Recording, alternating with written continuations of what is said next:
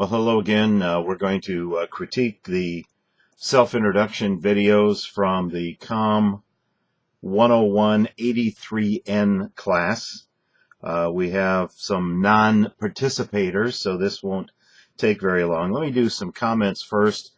These are comments that have to do with all of the classes, so some of these may not particularly apply to you, but they're things you need to remember. Number one. This shot right here, and I say this, and for whatever reason, students don't pay any attention to what I say. This is going to cost you dearly. If I see anything but roughly bust line to an inch or two above your head, this shot filling the screen, then it's going to cost you dearly grade-wise. Now, if you're giving me this shot, fine. Once you establish this shot, do not move the camera left or right, up or down, in or out. Okay? The other thing is, your audience, when the audience is introduced, they come into this shot. So they're standing over here somewhere, and they come in and they say, "Hi, my name is Keith Klein, and I'm over 21," or whatever their age is. They've got to be 16 or more. You have to have 6 people. All right. I have to be able to see their faces and hear them.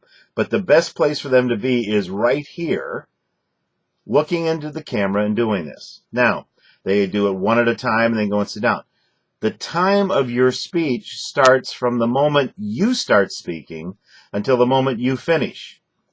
Do not count your speech time as the audience introduction. We have some people, it takes a minute, minute and a half to introduce the audience, and they're giving me 4 minutes of video. Guess what? You now have a minute and a half less of the 4 minutes to do your speech, and it's supposed to be at least 3 minutes long. Figure it out. The other thing is, at the end of the speech, never but never show the audience again. Another thing on your speeches, you've got to have a strong start. You have to have a strong finish. Some of you are just saying, "And that's my story." Not really an inspiring ending.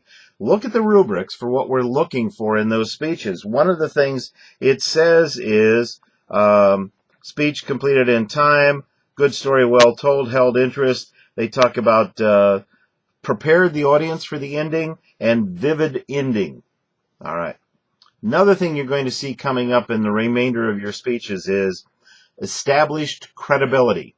Now, I'm going to tell you this, and I guarantee you a number of students are not going to pay any attention to what I'm saying.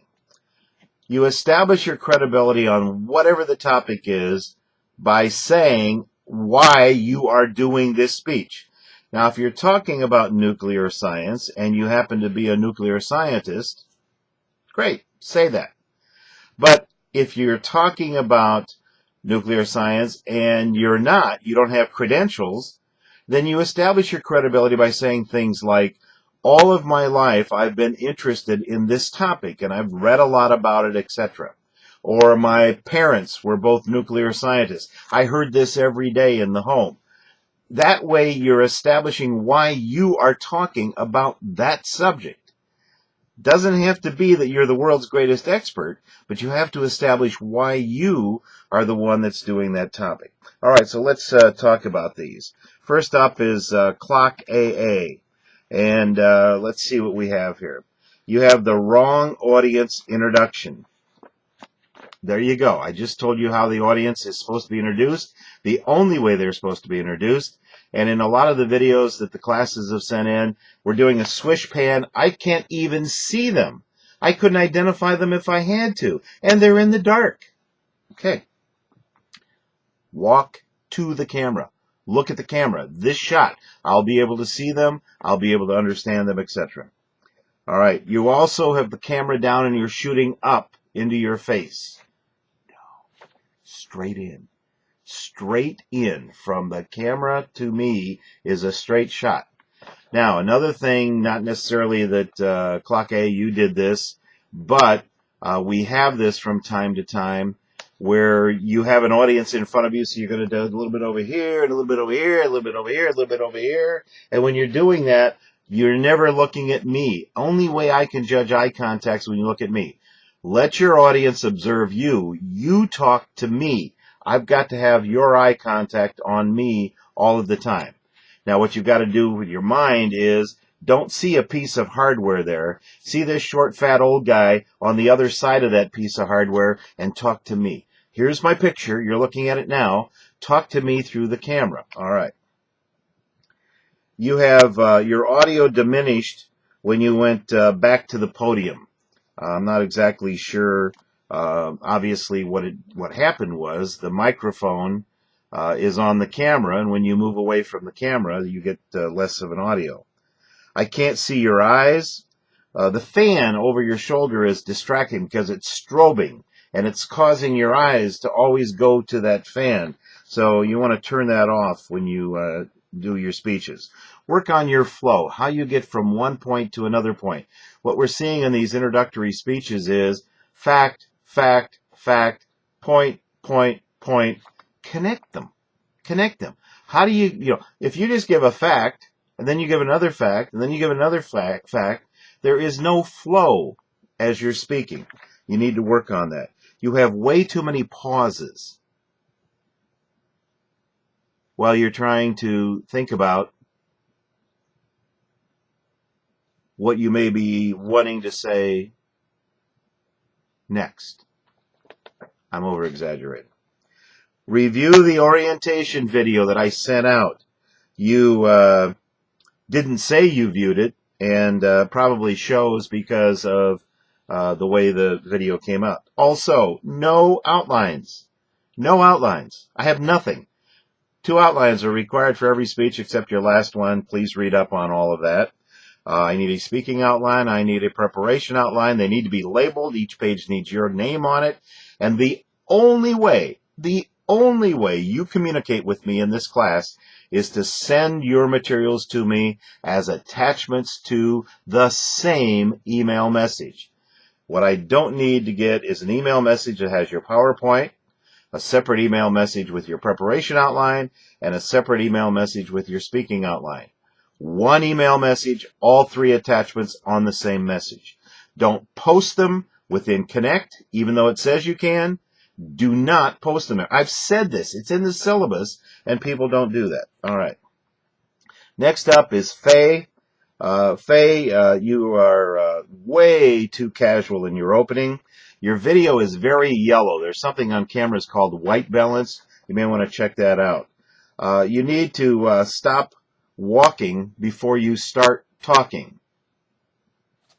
What that basically is a kind of, you're out of the picture and you come in. Today I want to talk to you about the self-introduction speech. Well, you started over there talking, and come in, check down, see what you're going to be doing, look up, start looking at the camera. Okay. What else is it? Look at the camera. That's where I am. Careful about elongating words. You have something like I. No, it's I. We went to the store. No, we went to the store. Don't elongate words. Now, in the Martin Luther King speech, he is very effective at doing that. I had a dream. You can do that under some conditions. You're doing it subconsciously. Jest, J-E-S-T, for just, J-U-S-T. Hey, we're from Indiana, so we talk about a pin instead of a pen. We talk about min instead of man. Hey, I've been there, done that. Just remember it. Stand up straight when you're speaking. None of this slouch down kind of thing, and none of the leaning on a podium or anything like that. You have a light tisk. Let's see, anything else here? In terms of the points of your speech, good. Your outlines were excellent, and the speech was completed within the time limit. Let's go back to, okay, your speech ran 3:03. Clock A, one of the things that cost you points is your speech ran a total of 1 minute and 6 seconds. Okay. If you have any questions, contact me in the office. I will be posting, and I'll send you an email message about it probably tomorrow. I'll post your grades. In Blackboard, you only see your grade. In what I'm going to be sending you as a kind of an Excel spreadsheet, you will only see your fantasy name. So that's how you'll know where to look. And you'll be able to see how you're doing in relation to everyone else in the class. One of the things you want to look for is zeros, if some people have done the assignments and you haven't. And also you want to make sure that things like you're supposed to respond to me telling me you watched the orientation video. Only 2 of you have. Only 2 of you gave this speech. Don't do all the speeches. You fail the class. Pretty easy. And most of you have done the exam. Some of you still haven't. You have until Sunday night at midnight. Discussion boards. Let me take a quick look here and see on the discussion boards. Get this thing fixed. On the discussion boards, you have to remember that when you respond to someone else, you need to respond with something substantive. Not, oh, that's a good idea, or, oh, I like that. That's not a response. Okay, so pay attention to that. If you're not getting the full points, it's because of something like that. It's a weak response or it's an inadequate response. And if there's a 0 there, you haven't responded at all. And so what you don't want to do is leave points on the table. You should be doing the Learn Smarts. Some of you are pretty good at it, but some of you are leaving points on the table there too. Again, if you have any questions, call me in the office and we'll talk again next time. That's it. You have a good one.